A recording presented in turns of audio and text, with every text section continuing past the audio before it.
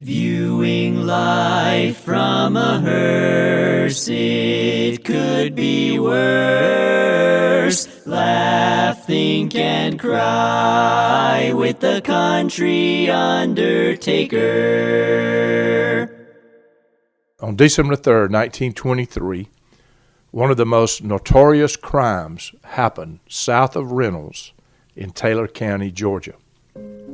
Two teenagers waved down 51-year-old Howard Underwood as he motored down the dirt road that headed toward the Flint River from the cotton mill village of Potterville. He was a farmer and a landowner and doing well for himself. He was also a traveling salesman. He sold McNess household spices and medicines, and sometimes would be gone from home overnight.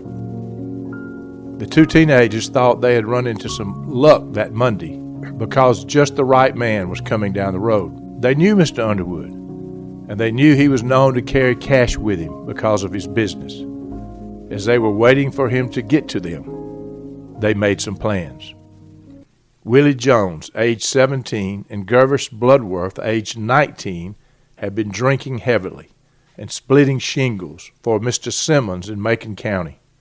They were planning to go to Florida with a couple of girls, and they needed money. The girl part gets interesting, but I will get to that later.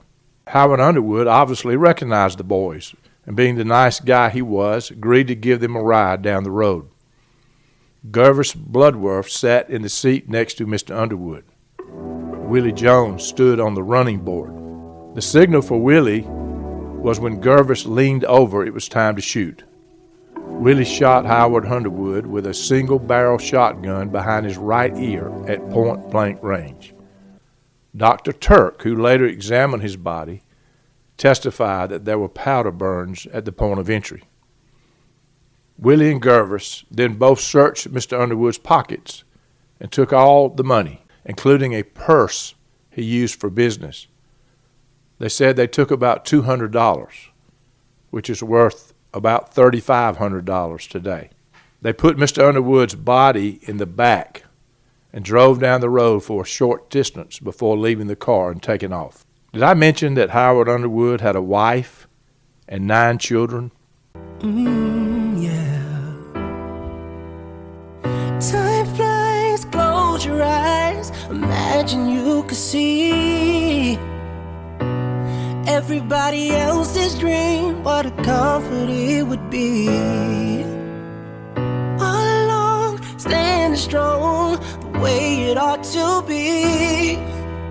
But you can never walk alone on your way to being free. This story would begin as the heinous murder of Howard Underwood. Before the case would close, it would become the story of Willie Jones and Gervis Bloodworth. Newspaper columnists around the country would write and sensationalize this couple and made them famous by publishing their photos and telling their story about the wiles of drinking whiskey. The media made them folk heroes. The two guys received letters in the jail from girls all around who were in love with them after they were found guilty and sentenced to be hanged. One girl even attempted suicide because of Willie's plight. She had never even met him. A note found in the hand of Elsie Hayden when she lay unconscious after taking poison at a Winder, Georgia train station that she could no longer stand to live because the boy she loved was to be hanged. The note closed with a request that word be sent to Willie Jones to come see her, or that the judge in Columbus, Georgia would allow him to come. One day when the couple was leaving court to go back to jail, they posed for pictures for the newspaper photographers. They even gave them names of a few sweethearts and asked the reporters to mail them photos. Though confined to jail, they seemed to be living large and enjoying the limelight and all the sympathy that the newspaper articles had garnered for them. On the other hand, at the Howard Underwood home outside of Reynolds, a young widow and 9 children were peering out the windows, wondering when their dad was coming home. Howard F. Underwood, born in 1871 in Reynolds, was the oldest of 9 children of John Howard and Mary Jane Amerson Underwood. Howard lost his wife, Minnie Kimball, in 1915 when she was only 34 years old. At the time of her death, they had 7 children. 3 years after Minnie died, Howard married a 14-year-old girl by the name of Maggie Waters. Yep, you heard it right. They married them young in those days. When Howard was killed 5 years later, the two of them had 3 additional children. Now there were 10 children. Thankfully, 5 of them were grown. Anyway, the now 18-year-old wife was left with a lot on her plate. By the way, the 18-year-old wife lived to be 93 years old, and I got to know her well before she passed away. Our conversations were about her funeral plans mainly, but there were a few conversations about the book Murder at the County Line that was written about this saga by Avoline Bloodworth and released in 1985. Maggie Underwood wanted nothing to do with that book, and in fact, she got upset even talking about it. I wonder if it had to do with the fact that the author was related to one of the slayers. After doing the research for this podcast, I began to understand. I remember well the author, Avoline Bloodworth, who came to town with the books to sell. Who else would be better to help her sell her books? She went straight to my daddy, who loved that a book had been written about a local story that his daddy had told him about many times. My daddy was only 5 years old at the time of the murder. There were many family connections to this story in Taylor County. My wife, in fact, was an Underwood and closely related. Howard's only brother, Udolpho Sykes Underwood, was 20 years younger than his deceased brother and was already a very successful and well-known businessman at the time of the murder. Sykes, as he was called, was my wife's grandfather, although my wife was born some 31 years after the murder. Sykes and his 29-year-old wife, Maddie, already had 7 children from 8 months to 9 years of age. My future father-in-law, Ralph Underwood, was part of that brood and was almost 8 months old at the time of the murder. Although Sykes and Maddie would later have 4 more children of their own, they stepped up to the plate to help raise Howard and Maggie's younger children. I have no idea how they did it. The murder of Howard was not an easy thing for the Underwoods to take. There were lots of people impacted in the Underwood family. It was truly devastating and changed everyone's life forever. As you might imagine, and as he should, Sykes said he neglected his businesses to personally lead the charge, to find out who did it, and to make sure whoever did it would be prosecuted according to the law. In fact, he was officially appointed to be part of the prosecutor's team of investigators. It did not take them long to find the culprits. Howard Underwood was shot and killed on Monday, December 3rd, 1923. Being a traveling salesman, it was not unusual for him to not come home, especially if the dirt roads were muddy. But his young wife began to get worried about him Monday night when he did not come home. By Tuesday morning, there was a big effort by many friends and officials to find him. His vehicle was found Wednesday, 2 days later, abandoned on the side of the road with the curtains drawn shut so no one could see inside. Howard's body was found on the floorboard between the front seat and the back seat of his automobile. Friends and family converged on the scene to investigate. Obviously, in those days, police tape was not used. Sheriff Beeland and his son, Deputy Louis Beeland, arrested the boys the same night the body was found and transported them to jail in Columbus for their own protection. The same afternoon the body was found, a coroner's inquest was convened at Goddard Funeral Home, which was in the back of the general store. The verdict from the inquest was rendered that Mr. Underwood died from murder for the purpose of robbery. Later, information would come out that Willie Jones was having an affair with his older brother's wife, and they had been seeing each other regularly without his brother's knowledge. The plan was for Willie to rob Mr. Underwood and for him and Julia to take off to Florida. Gervis Bloodworth also had a girl, Nora Blanche Jones, and she was ready to go. There was also information that Willie took the money and gave it to Julia after the murder, but he later denied that. but that was enough to arrest Homer and Julia Jones. Maybe not for being complicit in the crime, but for being a material witness.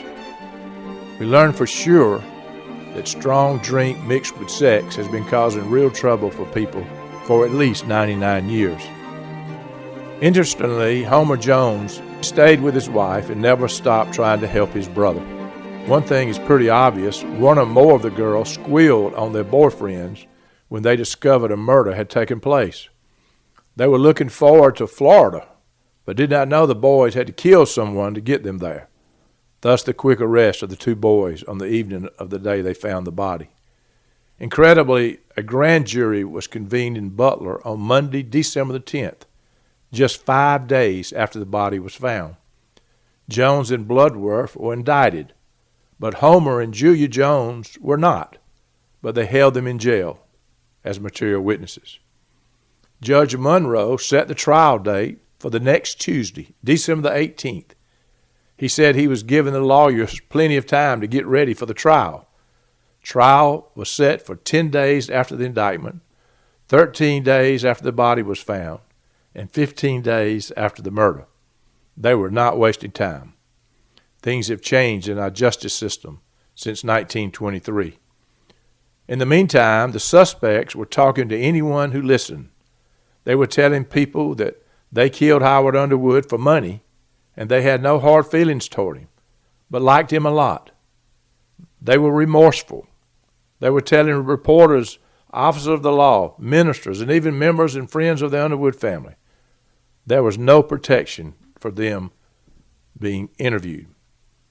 In the meantime, this tribute was published in the Butler Herald about Mr. Underwood, and I quote, "Perhaps no man has ever lived in the Potterville community who was more universally beloved than Mr. Howard F. Underwood. And not only in the community in which he lived, but throughout the county, he was loved, honored, and respected for the noble traits of character which dominated his entire life. No one said aught against him. Truthfully, no one could say aught against him. A noble man is gone, the life taken by a murderer's shot." The funeral service was conducted by Reverend J.T. Adams, witnessed by the largest funeral congregation ever assembled in Potterville. Family requested that Mr. Underwood's body be taken home for the visitation, which was fairly common in those days. Friends and family sat up with the deceased until the funeral and the burial at Mount Olive Cemetery. Arrangements were in the hands of Goddard Funeral Home. With humble spirits and tears, the boys readily admitted the heinous crime, and they blamed it on whiskey. Family members of the young boys would speak out when the boys were talking to reporters and tell them to make sure they say that the story is not about these boys, but about the dangers of drinking whiskey. That narrative worked in changing public opinion. Attorneys Beland, C.W. Foy, and Walter Sneed were appointed to defend the two boys. The suspects could not afford lawyers, but there were no public defenders in that day, so the boys got the best lawyers Taylor County had to offer, for free, and they would be represented well. The chief defense lawyer was a Reynolds man by the name of Homer Beland. Homer was 55 years of age and at the top of his game, and a very experienced attorney. He was no fool, and he took his job seriously, even at the expense of making many of his friends around town angry, including his Underwood friends.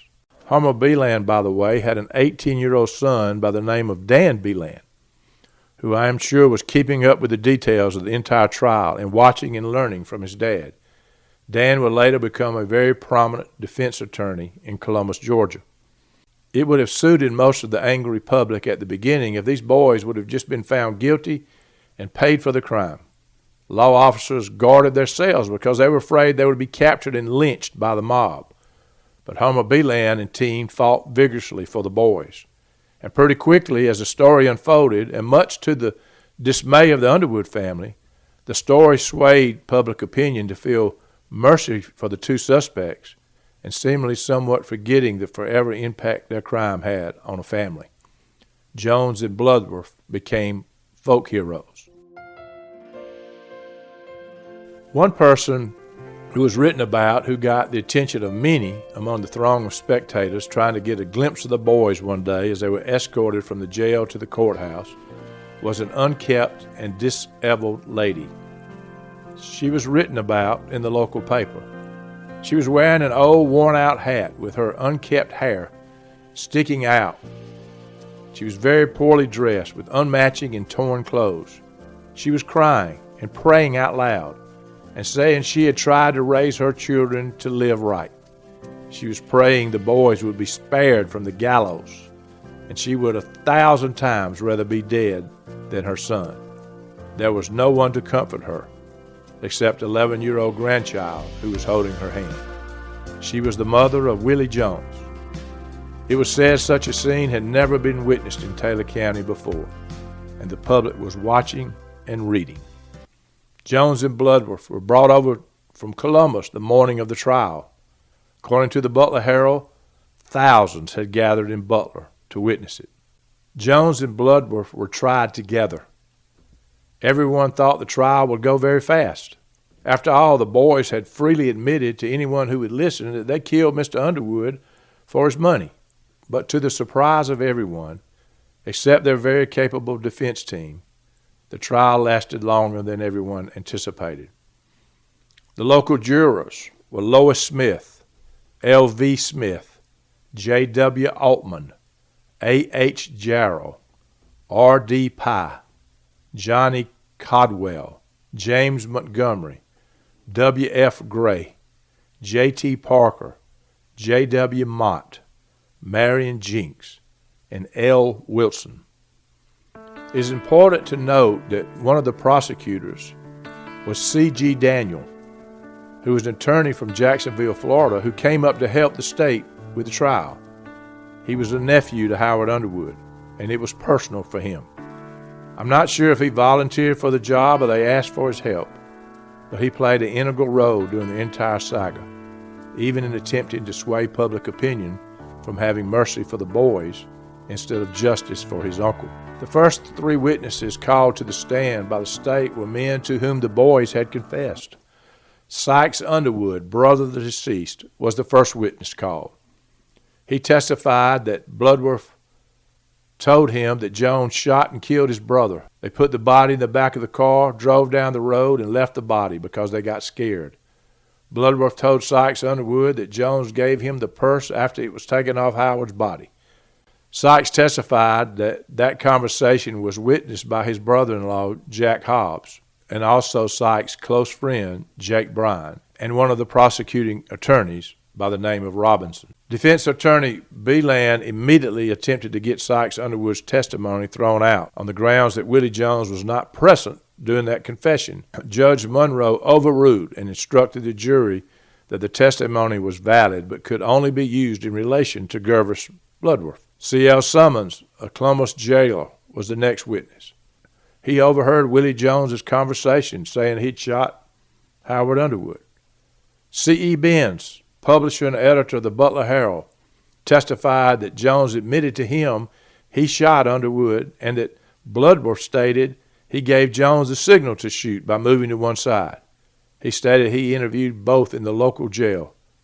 Deputy Sheriff Lewis Beeland, son of Sheriff Beeland, said when he arrested Bloodworth at his mother's home in Macon County, he took a purse from his pocket, and Bloodworth told him it belonged to Underwood. Dr. T.G. Turk testified that Underwood was shot on the right side of his head, just behind his ear. He said there were powder burns, which indicated he was shot at point-blank range. Dr. Turk also stated that on December the 3rd, he passed Mr. Underwood's car with 2 men in uniform in it. Incredibly, a 10-year-old child was called to the stand. Nora Jones was a cousin to Willie Jones. State Attorney Robinson examined her about her stating she saw Bloodworth burn up his coat and hat the day of the murder. She finally admitted she didn't actually see it, but she heard Gervis tell Willie that he had burned his coat and hat. On day 2, the state brought several witnesses who testified finding shells near where Underwood's body was found that matched the shells found in Bloodworth's pack after his arrest. Obviously, the public was doing a lot of investigating on their own.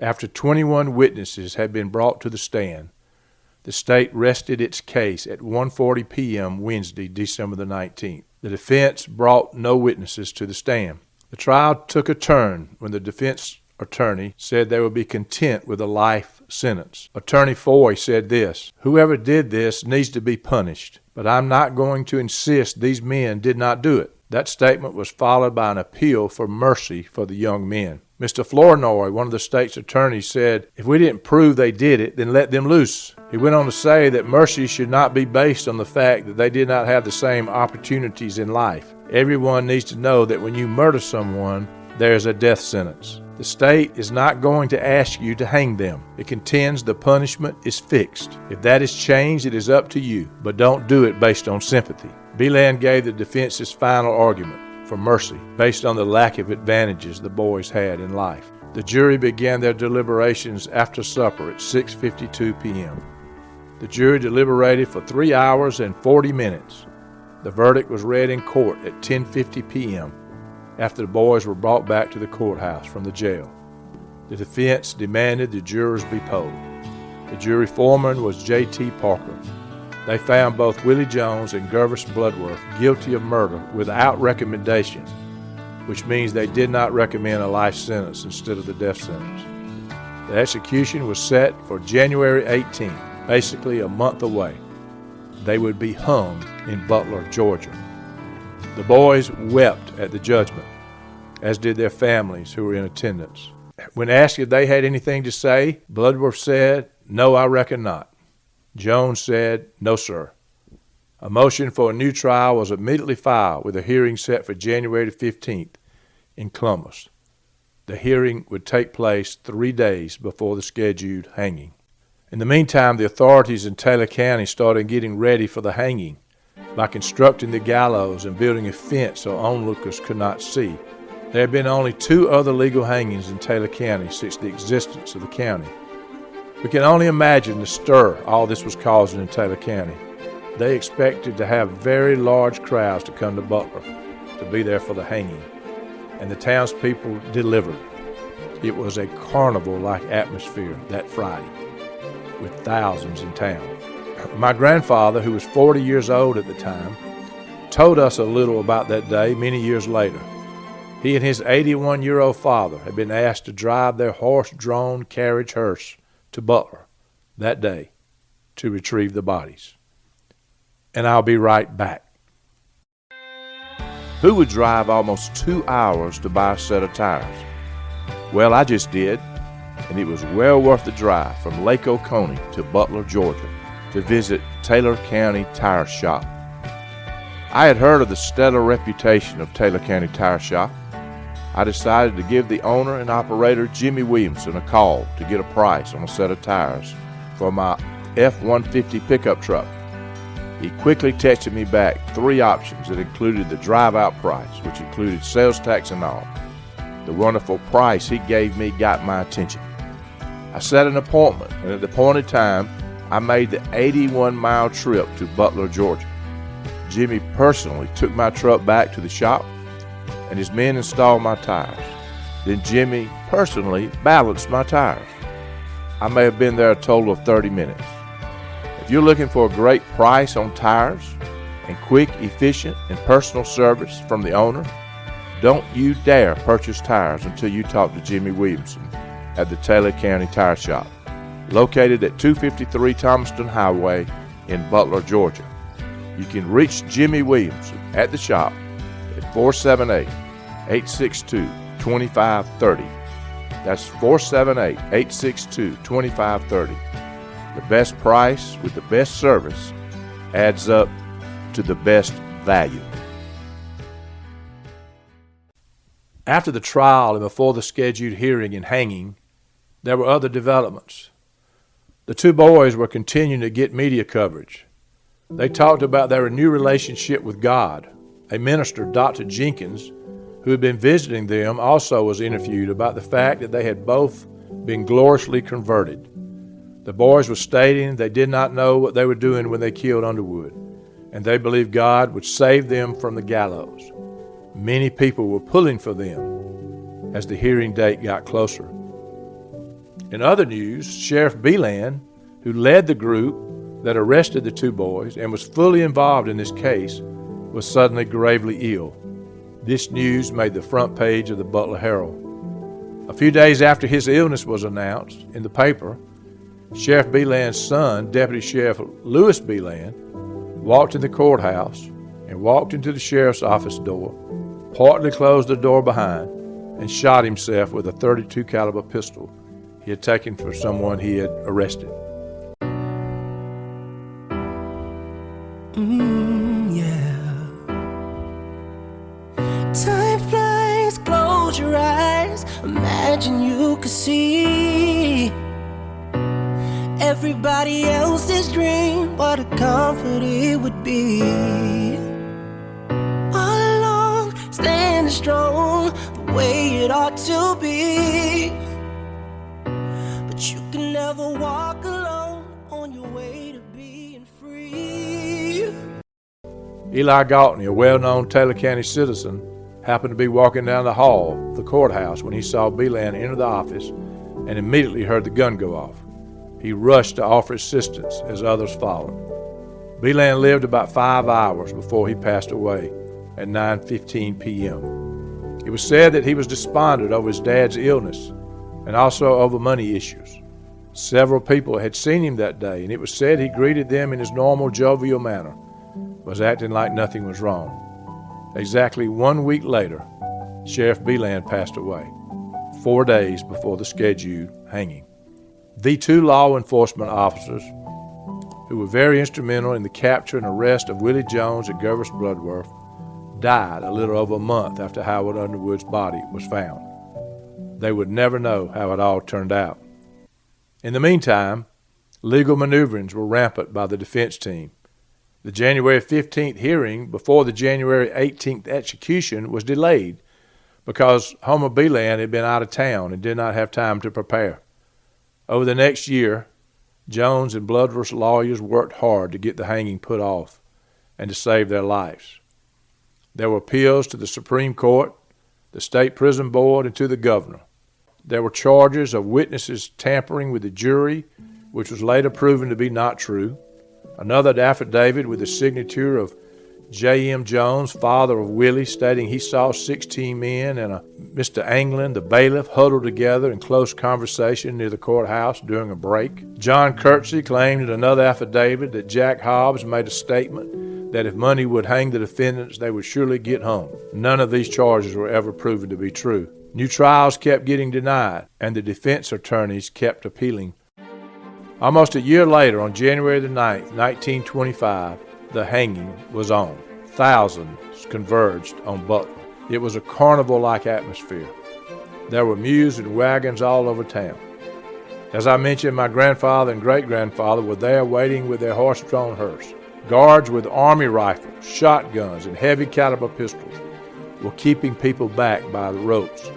To say it was the most sensational event ever to take place in Taylor County would be an understatement. As the prisoners were being transported from the Columbus jail to Butler, to the surprise of all, the judge suddenly stopped the proceedings. Some were very disappointed. Many were relieved. The issue at hand was the Georgia law required there be privacy when someone was executed. It was determined that the 16-foot fence board that had been built around the jail yard was not sufficient for privacy required by the law. Curious onlookers were in place to watch from the rooftops, and there were even some in the trees. There was also concern that people could stand close enough to the fence to look between the slats. Willie Jones told a reporter that the Lord has power over death. Gervis Bloodworth said he never thought they would be hung. One of the guards were overheard telling the prisoners that they are very, very lucky. Jones replied, "It was the will of God." Local authorities began immediately to work on the privacy issues with the jail yard. They built the fence higher and removed all the spaces between the boards and built it all up and put it all out of sight. But all that work would prove to be useless.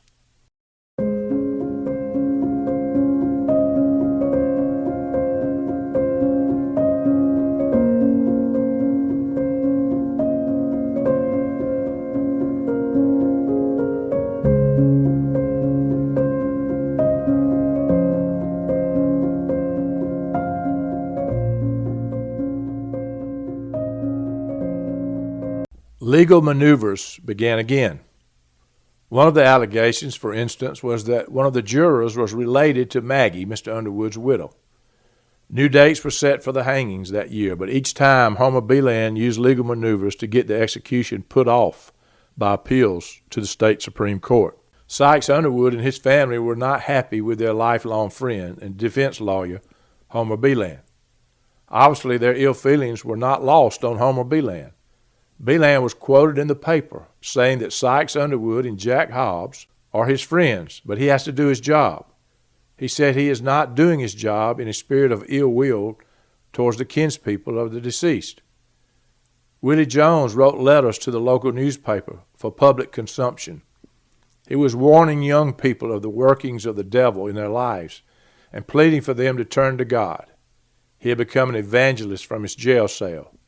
He was also asking for prayer from all believers and using scripture about the evils of capital punishment and attempting to convince the public that hanging them would be murder and very offensive to God. There's no doubt people were praying for Jones and Bloodworth. But the Underwood family also wrote letters for public consumption. This letter from Sykes Underwood appeared in the Butler Herald on February 5th, 1925, over a year after his brother's murder. Notice he does not call the murderers boys, as the media depicted them. To the public, there's been so much in the newspapers during the past few weeks about the approaching execution of the Taylor County men, in quotes, Jones and Bloodworth, for the slaying of a peaceable, law-abiding citizen of Taylor County, that I feel it is a duty I owe to the public to make a brief statement. I want it understood clearly that the part I have taken in this case, despite the fact that it was a brother of mine that the men deliberately murdered on a highway near Reynolds, has been solely that of a citizen who believes in upholding the law. For in that capacity alone have I abhorred.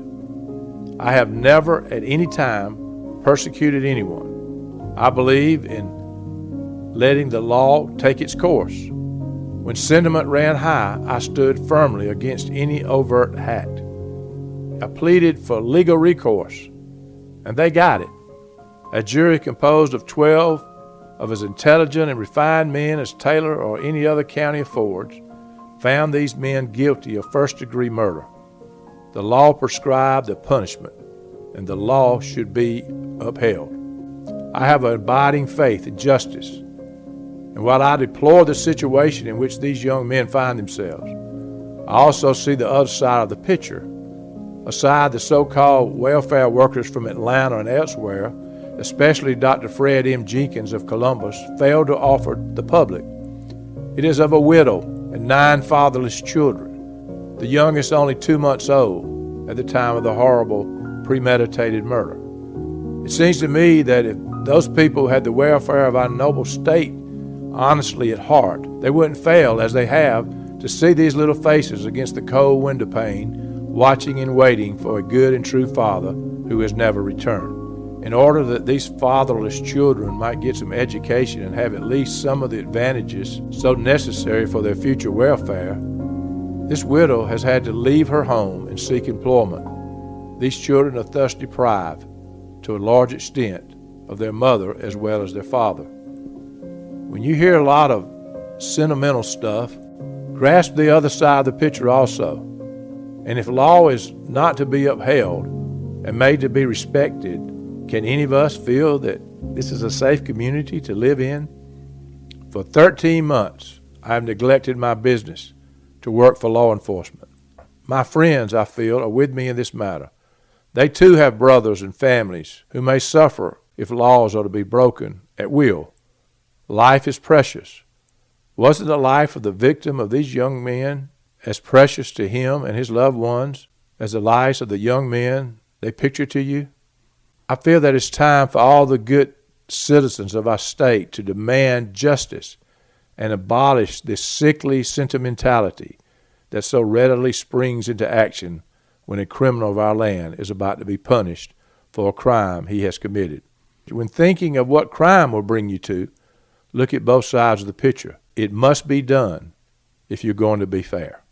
Respectfully, U.S. Underwood.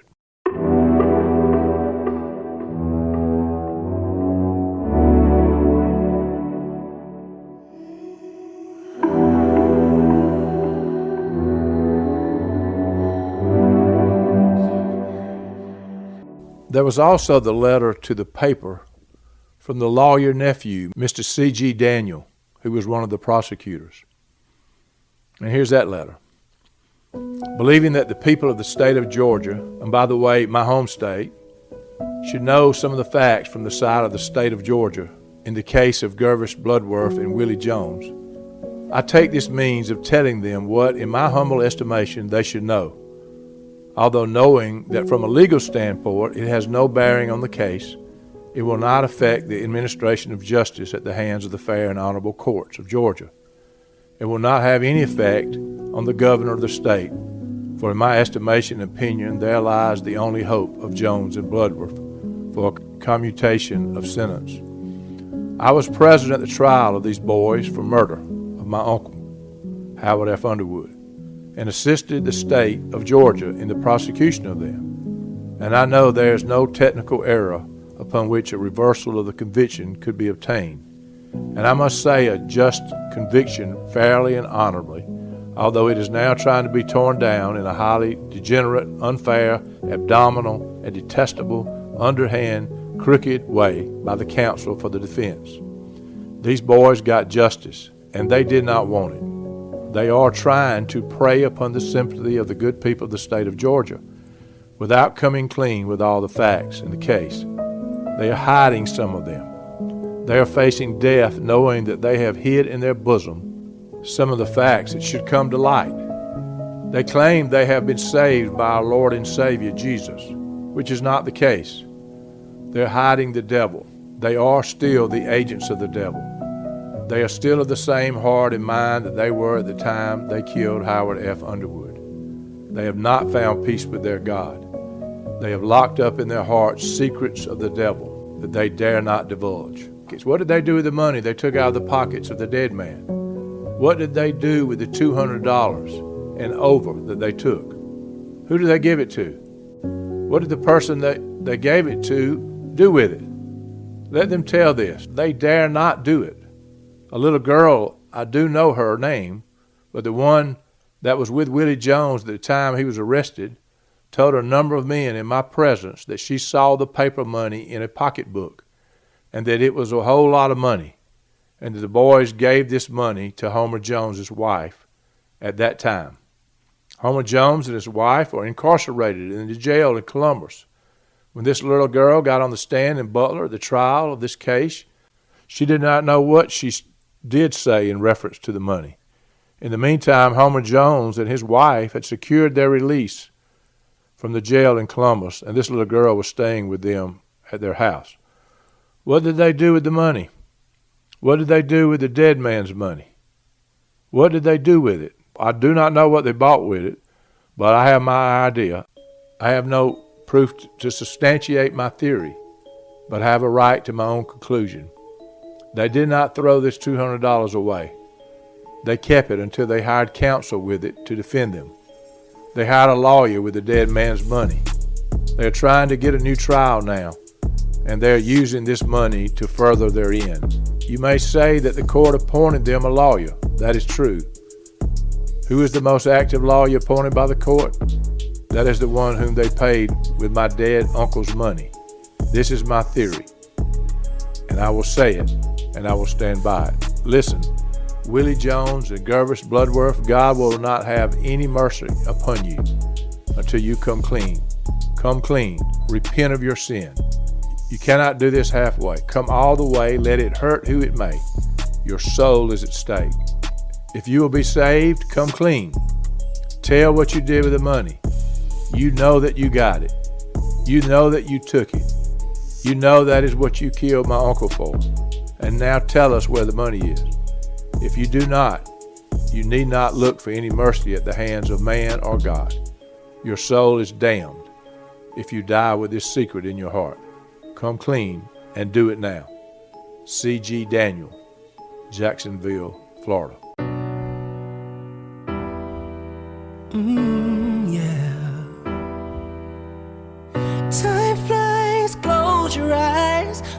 imagine you could see everybody else's dream, what a comfort it would be. Homer Beeland vehemently denied Mr. Daniels' accusations that he had received the dead man's money. Not only was there legal maneuvering going on, but there was also a public information war going on. But finally, a little over 2 years after the murder, it looked like the execution would take place. And I'll be right back. If you're in the market for tires, I highly recommend Taylor County Tire Shop in Butler, Georgia. You will find the best price with the absolutely best service. Taylor County Tire Shop is located in Butler, Georgia on Highway 19 North. Call Jimmy Williamson at 478-862-2530. Don't you dare buy tires without talking to Jimmy Williamson at Taylor County Tire Shop. Call 478-862-2520. In the January 21st, 1926 edition of the Butler Herald, an article stated that the last hearings were held before the State Prison Board and the governor. Willie Jones's mother attended the hearing, as did Sykes Underwood and his friend Jake Bryan. Homer Beeland stated he had fought for the prisoners for 2 years, and now he was putting responsibility on the governor. The governor denied the stay, and the hanging was scheduled for January 29th, 1926. But the execution would take place in Columbus instead of Butler because of change of venue in the last trial. A few days before the hanging, the defendants planned their funerals. They wanted to be buried in the same grave and even discussed being buried in the same casket. They would be buried in a lot owned by Gervis Bloodworth's mother in Phoenix City, Alabama. At the conclusion of the funeral planning meeting, their minister, who had become somewhat famous by being their instrument to conversion, prayed with Jones and Bloodworth. Both young men also prayed out loud. Plans had been made for the hanging in Columbus. Gallows were in place. The hanging was scheduled for January 29th between 11 a.m. and noon. Both Jones and Bloodworth would be hung together. A letter Willie Jones had sent to his lawyer, Homer Beeland, became public. This is the letter. We feel that we must say a word to you before we go. Oh, you have been our friend. You have stood by us. You have waged this fight just as far as a man could go, and now we want you to know we are satisfied. We thank you for all you have done, and we know God will bless you for your faithful work. And now, with all the best wishes that one could wish, we leave to you. And when you come home, look for us, for we will remember you there, and we'll be waiting to welcome you home. May your whole life be lighted with God's sunlight. Willie Jones and Gervis Bloodworth. What I'm about to read appeared in the Butler Herald in the February the 5th, 1926 edition, the first paper that came out after the hanging. The final chapter in one of the most noted criminal cases in the history of the state, and certainly the most celebrated originating in Taylor County, is now being written as a story of the hanging of Willie Jones and Gervis Bloodworth, paying the death penalty for the murder of Howard F. Underwood for the purpose of robbery in this county, December 3rd, 1923, and their burial in the family lot of the Bloodworth family in an Alabama city, which is being published under glaring headlines in every daily newspaper in the country and in many weeklies.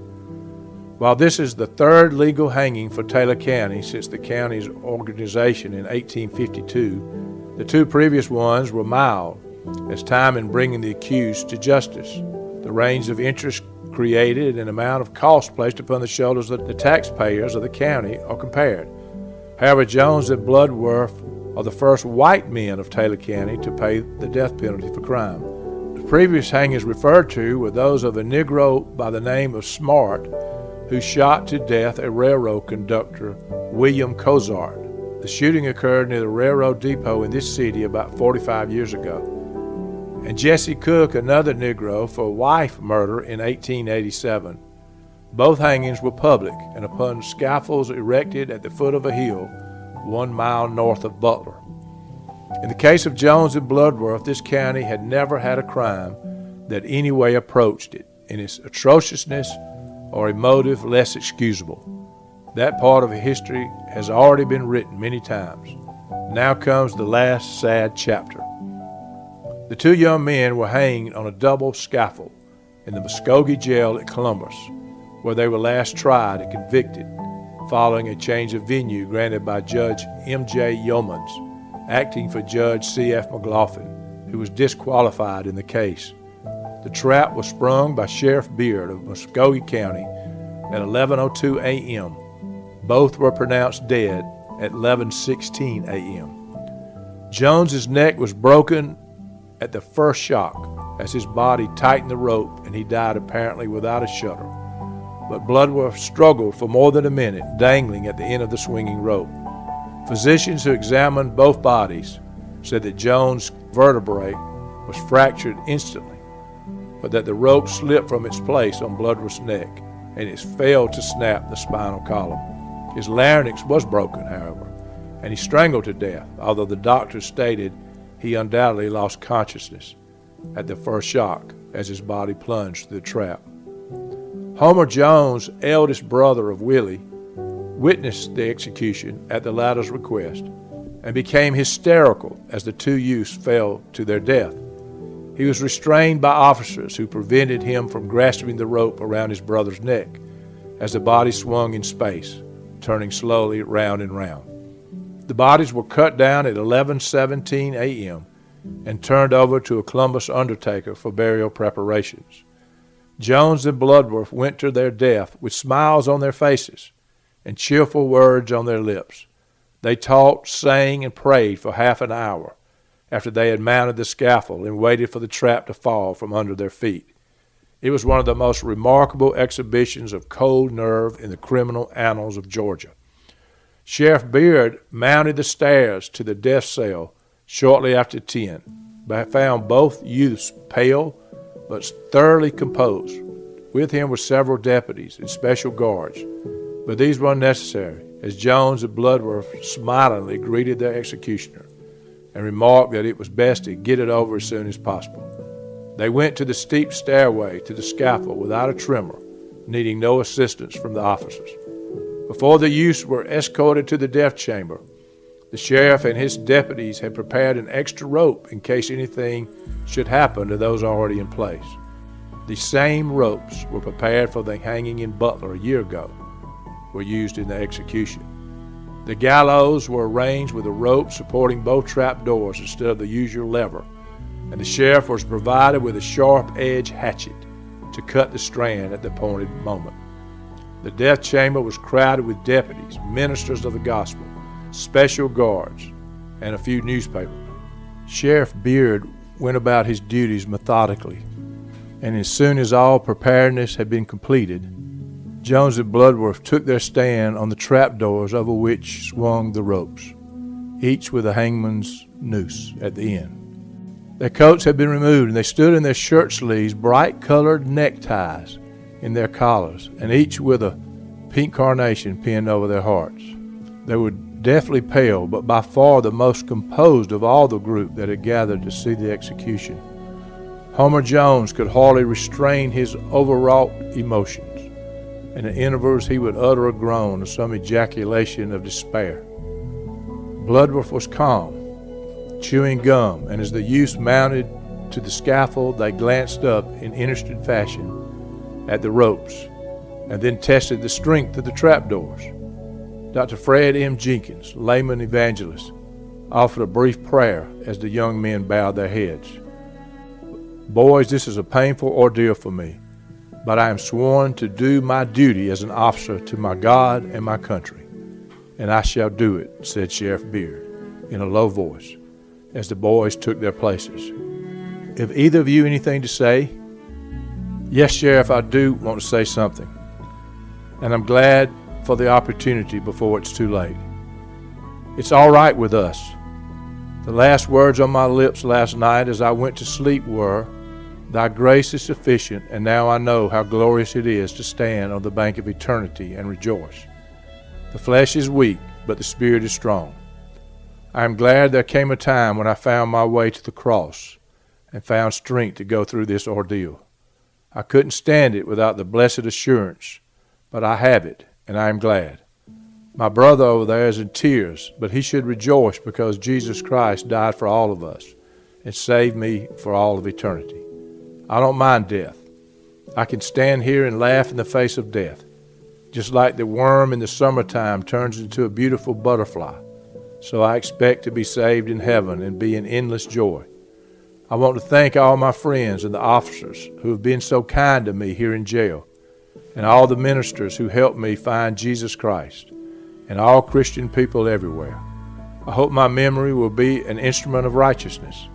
This pain will soon vanish, and I will lift my eyes to eternal sunlight with Jesus. Through him I can stand anything. I say to all of you that God loves you and can bring to you a consciousness of peace and happiness that nothing else can do.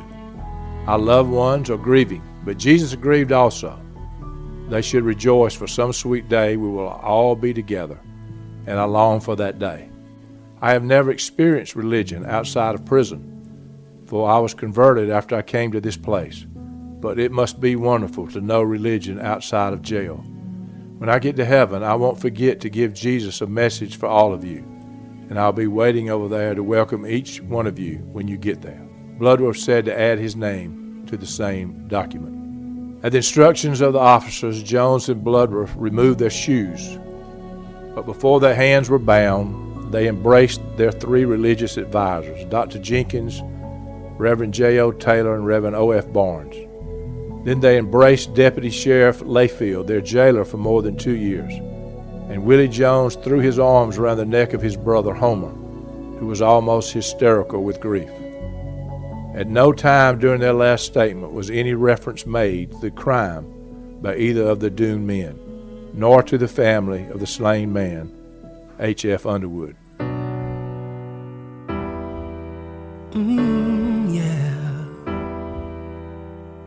Time flies, close your eyes. Imagine you could see everybody else's dream. What a comfort it would be. All along, standing strong, the way it ought to be. But you can never walk alone on your way to being free. Funeral services for Jones and Bloodworth were held at the chapel of T.W. Britton Undertaking Parlors at Columbus at 10:30 Saturday morning. Interment followed in separate caskets in a double grave in Girard Cemetery in a lot owned by Miss Laura Fullerton, mother of Gervis Bloodworth.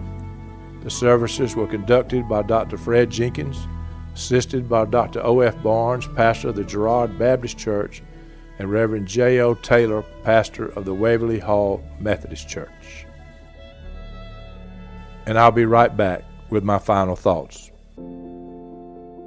You are listening to the View from a Hearse podcast. We are 11 months in with over 55 episodes now streaming.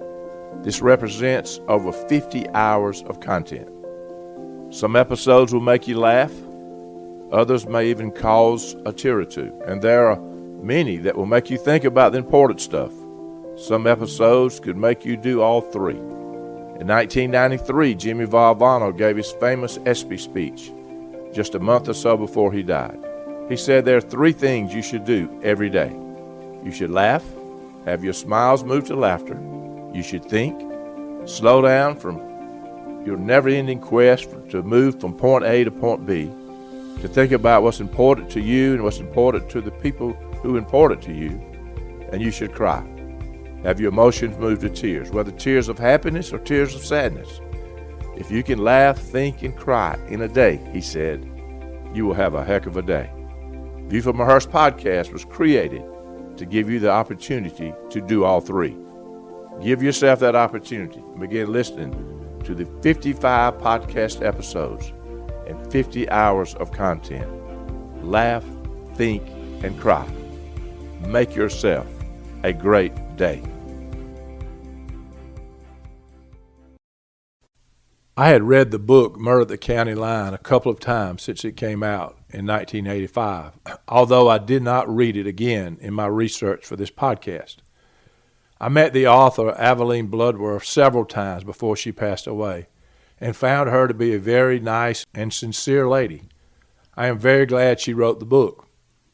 I did not understand when the book came out why the widow of Howard Underwood would be offended by her book. But after doing my own research, I began to understand. The fact that author Avoline Bloodworth was a relative of Gervis Bloodworth probably did not help. The real story began as the murder of Howard Underwood, a 51-year-old successful husband and daddy who was loved by all. As the saga unfolded, the story became more about the young men who killed him and them finding God and attempting to evangelize the world from their jail cells than about the victim and his family. Those young men becoming celebrities and folk heroes obviously did not sit well with the Underwood family, whose lives had been ruined by them. Jesus said in Matthew 5:21, "You heard it was said to the people long ago, 'Do not murder,' and anyone who murders will be subject to judgment. I tell you, anyone who is angry with his brother or sister is subject to judgment." If you're a Christian believer, you know that redemption is not based on a person's performance. If it did, we're all hopeless causes because none of us measure up. The bar was set very high for all of us. And that's the message of the Bible. God did for us what we could not do for ourselves and rendered us holy and righteous in His sight based on the death and resurrection of Jesus Christ. Any Christian who reads the story of Willie Jones and Gervis Bloodworth will find hope for themselves in the strong and enduring message of Jesus Christ. None of us can judge what was truly in their hearts the day their lives ended. My hope is to see them one day on the other side and hear their story straight from their mouths about their redemption. But forgiveness and redemption never change the consequences here for the acts we do here. We simply reap what we sow. My opinion is the Underwood family would have been happy for the young men finding God. But the fact is, in the murderer's writings and interviews, it was always much more about them than it was about remorse for what they had done and all the family members whose lives had been forever changed by their cowardly act. Because of that, some of the Underwood family questioned the sincerity of their conversion and outspoken evangelism. Maybe they were wrong to question that, but they did, and none of us can judge them for that. The newspapers fed the boys' narrative, and it seems the needle of public opinion was moved. There seemed to be more pity for the boys than there was for the victims of their crime. There always has to be a separation between forgiveness and consequences. One does not cancel the other. Today there are varying opinions on capital punishment. Certainly, there are no more legal hangings. From our perspective today, death by hanging is at the least barbaric. Today, 27 of the 52 states authorize capital punishment. Of those 27, 22 of them use lethal injection to put someone to death. There are only 5 states remaining that authorizes the electric chair for execution. This story is not about whether capital punishment is right or wrong, but more about a devastated family and carrying out the law. The Underwood argument was that the law of the land was when someone was convicted of murder, the sentence was execution by hanging, unless the jury found them guilty with recommendation for a life sentence. That never happened in this case. From the time of the murder to the final execution was a little over 2 years. That is lightning fast in today's judicial system, for sure. But I suppose it was 2 years too many for the dismayed Underwoods during that period. I do not know if Homer Beeland and Sykes Underwood remained friends after this trial. Maybe they did, and maybe they did not. But you certainly cannot blame Homer Beeland for doing his job. His job was to represent Jones and Bloodworth, and his job became to do everything in his power to make sure they were not hung. He had to be a great lawyer, but in this case he was simply a public defender, but a very good and determined one. And you certainly cannot blame Maggie Underwood and Sykes Underwood and the rest of the family for their ill feelings. How would you feel if the people who admitted to killing your loved one will be looked on with anything but disdain? My wife, who was born 31 years after this murder took place, has no memories of her grandfather Sykes, who she called Papa Underwood, ever mentioned in this case, although others in the family talked about it. She was 17 when her grandfather died. The truth is, there are no winners here. There are never winners in cowardly acts of evil. A wonderful husband and father of 9 was killed in cold blood. 2 young men were hung from the gallows until there was no life in them for what they did. But the story is true, and for posterity the story deserves to be told, even 99 years after it happened. As a postscript, Wallace Underwood was less than 2 years old when his daddy was murdered. He was one of the 3 young children of Howard and Maggie. Wallace ended up living in Bonifay, Florida for many years. He often made trips to Reynolds and usually stopped by the funeral home to visit. I knew him well. He made funeral prearrangements with me for himself and his wife. It was obvious to me the details of his funeral and burial were very important to him. I had many conversations with him over the years, but I never remember talking about his father's murder. He was very concerned that he and his wife Frankie be buried properly at Mount Olive Cemetery with his parents and the rest of the Underwoods, even though he lived in Florida. He trusted me to make sure that would be done. His wife Frankie died in 1996. Wallace died in 2009 and lived to be 87 years old. I had moved and was not in business in Reynolds when he died, but I know his wishes that were on file were carried out just as he wanted. But one day a few years ago, my wife and I were visiting the graves of her parents, who were both buried in that cemetery. I decided to walk over to Wallace's grave. To my surprise, his name and birth date were engraved on this beautiful monument, but there was no death date over 11 years after his death. Somehow that small but very important detail had been overlooked. That bothered me, and my wife and I came home and talked about it. We knew there was nobody left in his family to take care of it, so we decided to pay for getting the death date etched on his monument. For a man who lived to be 87 years on this earth, and whose daddy was murdered long before he had the opportunity to know him, we figured that was the least we could do. Yeah. Time flies, close your eyes. Imagine you could see everybody else's dream, what a comfort it would be. Viewing life from a hearse, it could be worse. Laugh, think, and cry with the country undertaker.